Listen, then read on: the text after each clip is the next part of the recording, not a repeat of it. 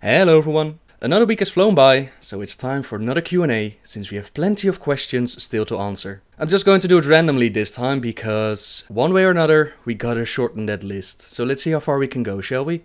How many more expansions do you think are left? Me personally, I think there are going to be only 2 to 3 more after this upcoming one for WoW from PJK12.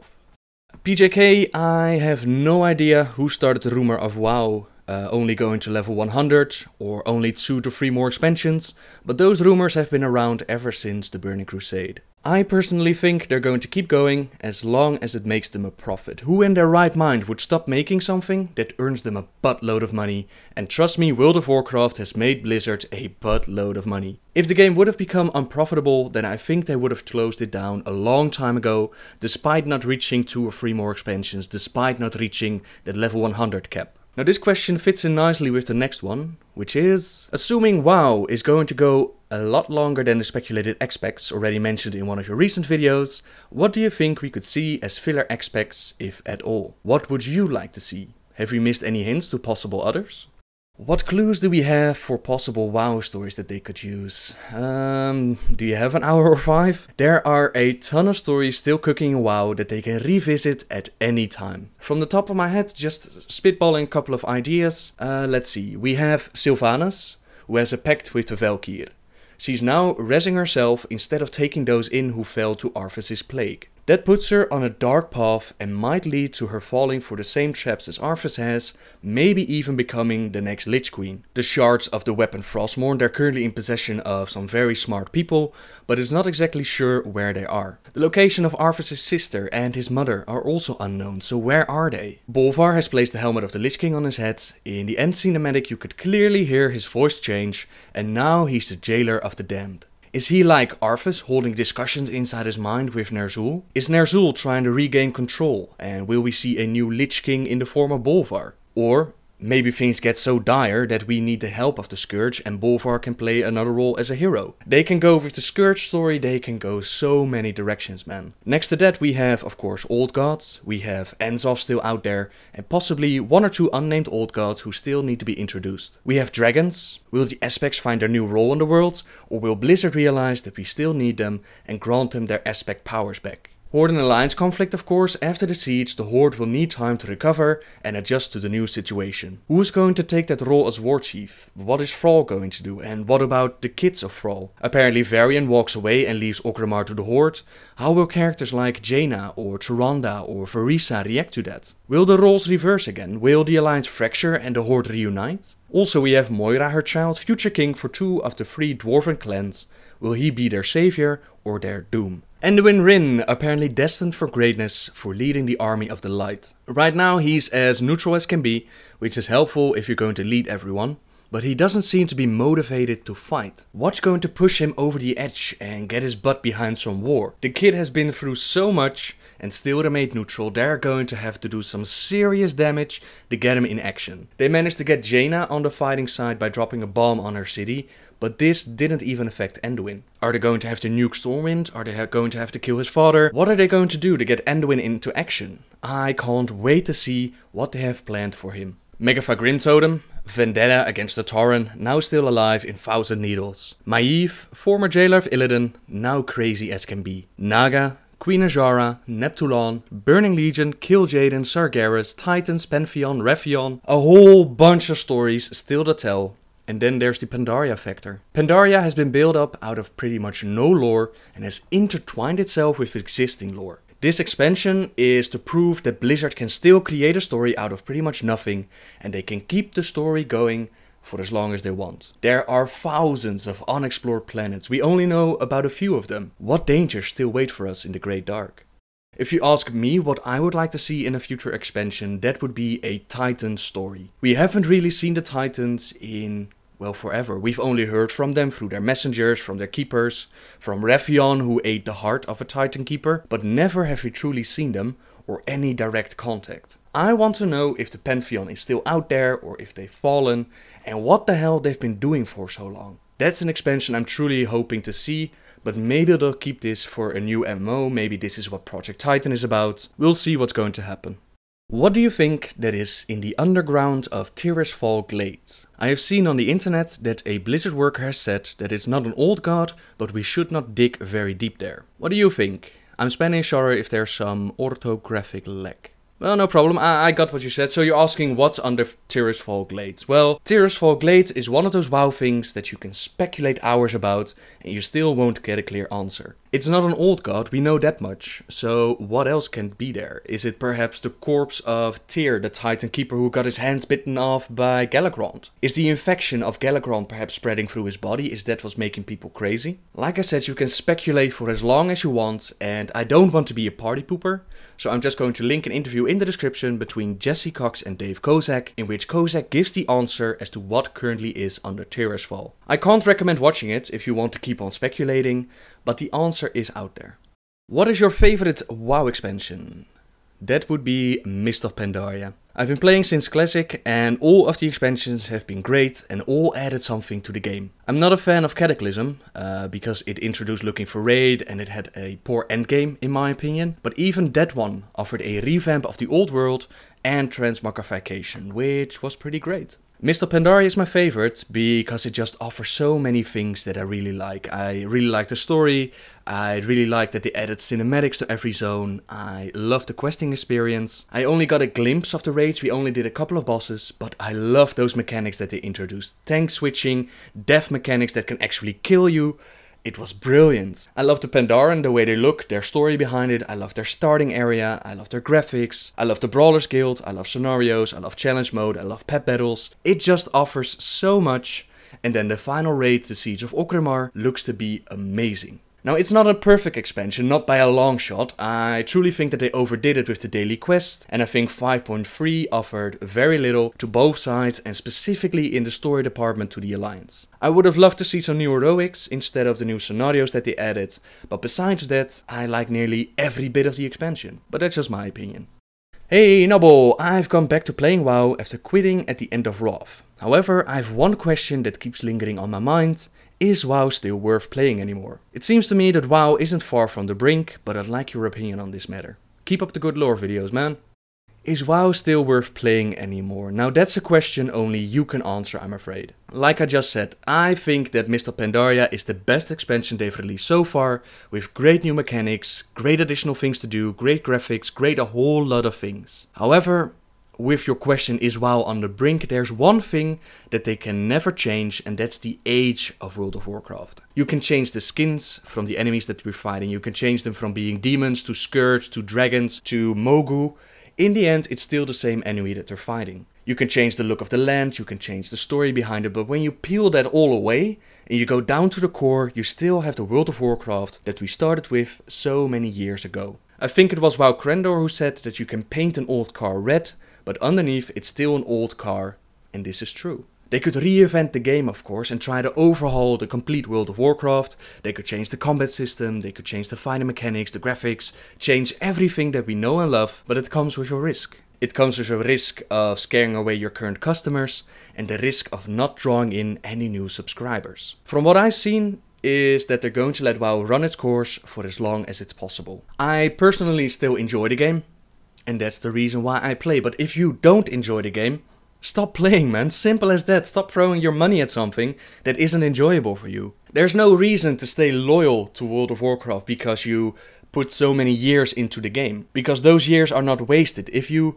play video games, whatever game it is, there are a couple of reasons why you can play it. It can be for example with WoW, it can be for role playing, it can be for endgame, it can be for PvP, it can be for the story. Those are all valid reasons. But in the end, you play video games to spend some time, to waste some time on something you enjoy. If that's not the case, stop doing it, man, and go do something else. Hey Nobble, everything good? Let me ask you, what do you think about Karen's death? They kinda don't tell anything about that in-game. Do you think it's that way to make people read the books? Take care, and a big hug from Brazil. Sorry for my bad English. Well, it was really good actually.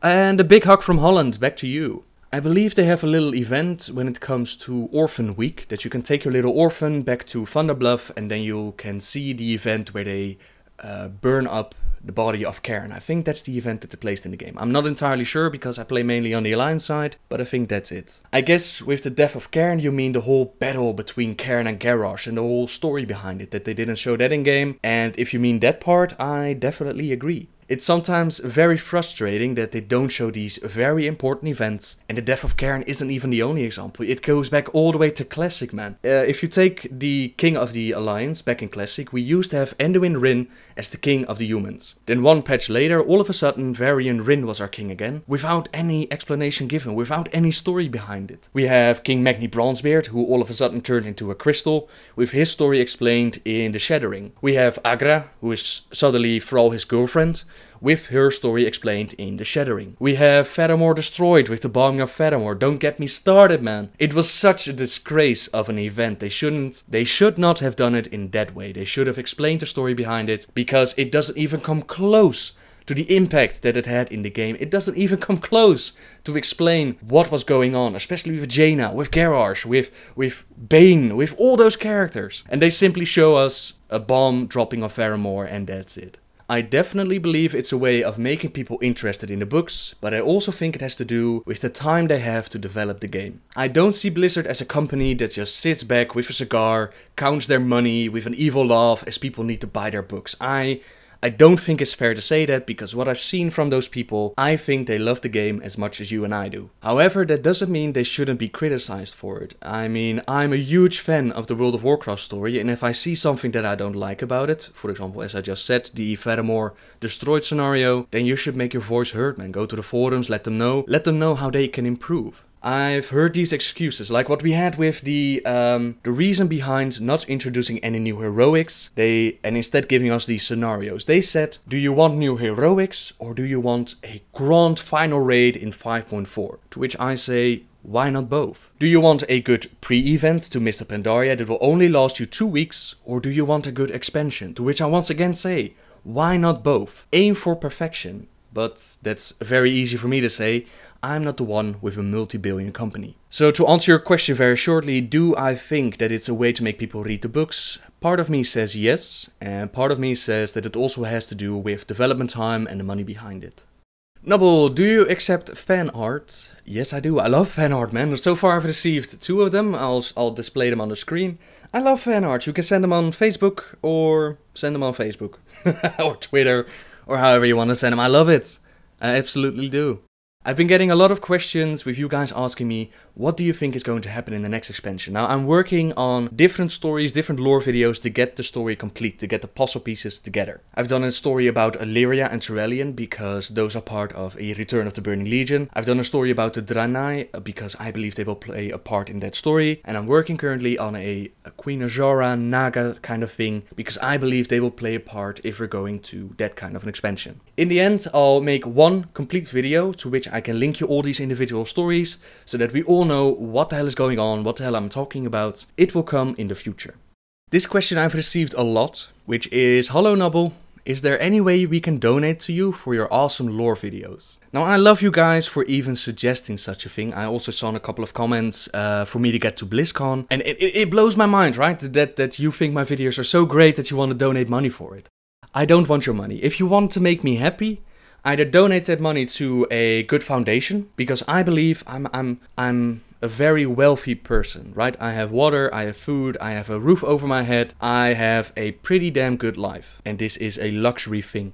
Now, if you really want to make me happy, send that money to people who need it. Send it to a water foundation that creates wells in Africa. Send it to people who need food. Send it to people who actually need your money. Or spend that money on yourself, man. You've earned that money. It's your hard-earned money. Buy yourself a beer, toast with it, and yeah, that would make me much more happier than you actually sending your hard-earned money to me. I think it's a very sweet idea, and I love you guys for it, but please, no, I can't take your money. As I said, I'm happy with the things that I have. Now, if you want to make my life a little bit better without donating money, I would ask you to turn off any ad blockers that you have. And that's not just for me, that's for all the YouTubers out there. And for those that don't know, AdBlock is a program that will block the ads on YouTube. And the way that it works for those people who've made their income from YouTube movies, I'm part-time a YouTube money maker. Some other YouTubers have made their full-time payment on these videos. And the way that it works is AdBlocker blocks those ads. And that way, if you watch the video, the one who made the video won't get any ad revenue from it. So you basically take their income away. Now I know those advertisements are freaking annoying, but they only take like 5 to 10 seconds. And if you take away an ad blocker, you just click that ad away after 5 seconds. You do your little part to support your favorite YouTubers. That doesn't even have to be me. It can be anyone. So if you really want to send money my way, send money tossing at the screen, do that. Turn off the ad blockers, at least for YouTube then. And if you want to donate money, do it to a good cause, to people who actually need it, or do it to yourself. I've been getting questions about what equipment I use and how I record my videos. I record my videos with the program called Fraps. I record my voiceovers with Audacity. The microphone that I use is the Samsung CO1U. And I edit my videos with Sony Vegas Pro 10. Do you think Hearthstone will contain any lore? No, I don't. And I've also been asked what do I think of Hearthstone and will I be playing the beta? I really want to play the beta. I know that they've opened up the beta for AU now. I have not yet received the key. I'm doing my best to get my hands on one. If I do, I'll make videos on it and we can do some fun things with Hearthstone. And if I don't, I'll just have to wait until it's released. It's as easy as that. I think it's going to be a great game if I understand the TGS podcast correctly. It's also a whole bunch of pay us money and you will be able to win the game, which sucks. But other than that, it's a free-to-play game and it looks like a whole lot of fun. So I can't wait to see it, can't wait to play it. And if I don't get the chance to play the beta, I'll play it when it's live, no problemo. You guys have been asking me about the Warcraft movie and that if they're still actually making this one. And I can confirm that at the last Comic-Con it was, I believe, they released a little teaser for the Warcraft movie. So they're definitely working on it. And I believe that they're planning on releasing it in 2015. But I wouldn't hold too much to that date. It will be released when it will be released. The story behind it, they gave a little teaser and I'll read up to you guys what it was. A view of a desolate, dry landscape full of rocky outcroppings that pans to a scruffy armored human soldier drinking water from a leather skin. A cage with rocks in it shows, following by a squeaking noise as a green-tinged sky is shown with dark clouds and green lightning. The water skin is tossed to the ground and the soldier draws a sword with a sound of metal ringing off metal. The human walks over to the skeleton, a fallen soldier, and picks up the soldier's shield. He smashes his sword on the shield, apparently testing it. Cut to the muscled green arm, likely of an orc, of a creature heading toward the soldier. They circle each other with flashes of green skin and some armor as they charge each other. An extreme close-up of the orc as it raises its hammer and brings it down as the human raises his shield. Cut to black, a Warcraft logo, and then the Blizzard Entertainment logo. So what can we take from this? Well, pretty much nothing, and it can be placed in any time period. Now what we see is a human soldier and an orc soldier, and those two haven't met ever since Warcraft 1. That was the first time orcs and humans fought each other. So we know we can, the prehistory to that, we can pretty much erase that. Unless they do, of course, a time travel story, but let's hope not. So if we go from that information, the story might be Warcraft 1, Warcraft 2, Warcraft 3. Now I personally hope it would be Warcraft 1 and 2, because that story, that orcs versus humans story, is pretty much the basis for the game that we play today. It would be a great story to tell people how it all started and where it went from there. If they go with Warcraft 3, which is also a possibility, it would make for some great stories, definitely with Arthas and the creation of Sylvanas and Thrall and Cairn and everybody in that game. But it will also be all over the place. There are so many individual stories that it could be very confusing. They could also make a story out of nothing, of course, but what I've read from this little preview, this little sneak peek, is a desolate, dry landscape, and it felt to me like it was the cinematic that you see in Warcraft 3, you know? Where the human picks up his weapon and the orc comes charging towards him, Burning Legion falls from behind them out of the sky. It just felt like that kind of a story. So my guess would be Warcraft 1 or 2, that's most likely. Could be Warcraft 3, could be a completely different story about heroes we don't even know. Will they use actors or will they animate it? I hope they do a little bit of both. If you're going to use orcs fighting, then most of the time it doesn't look really good if you're going to use actors for that. So if they can use something like animation. Did you check out those cinematics? I mean, Mr. Pandara's cinematic and all those little cutscenes. Or perhaps the story of Xiao Hao. You know, if that's an indication of what they're going to use for the video, it could be awesome. Real life actors, it has something, but it would never capture the fantasy world of Warcraft, you know? It maybe something like, what was that movie called?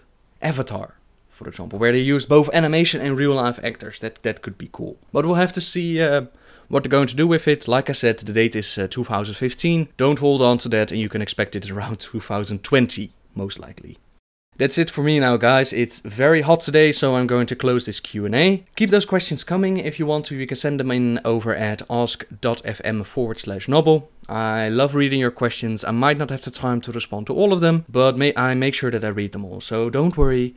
I either send a reply on Ask.fm or I use them in this video. Sorry for making it so rambly. I hope you could still enjoy it. And until next time, guys. See ya!